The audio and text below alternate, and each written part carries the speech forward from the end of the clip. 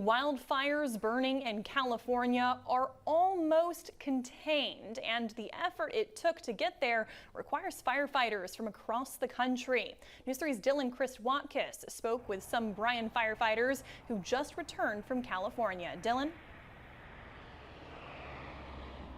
Katie, it was all hands on deck in California after multiple wildfires broke out the week of January 7th.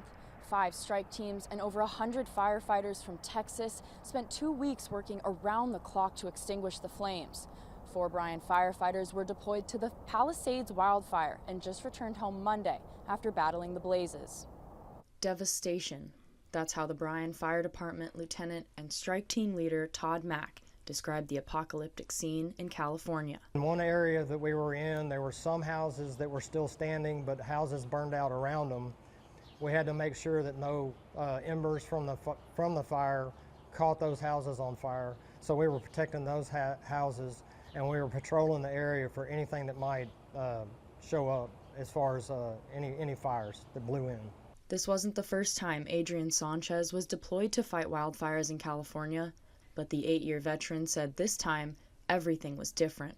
It's a different kind of realism when you go out and expecting, for you to walk through the woods and looking for hot spots and putting out fires, but now you're going through neighborhoods and making sure that, there's no rekindling, there's no hot spots within actual homes, and so it's a different realism of natural versus, this once was someone's home of 20 plus years. After over 2 weeks of battling the Palisades wildfire, the Bryan firefighters have returned home, but they'll never forget the sight of countless homes turned to ash. We were assigned the Pacific Palisades fire, where the division we were in was an area that was totally devastated. The houses were burned to the ground. Only a bank, a fire station was left standing. The cause of the Palisades fire is still under investigation, but recent reports says that the fire is 98% contained.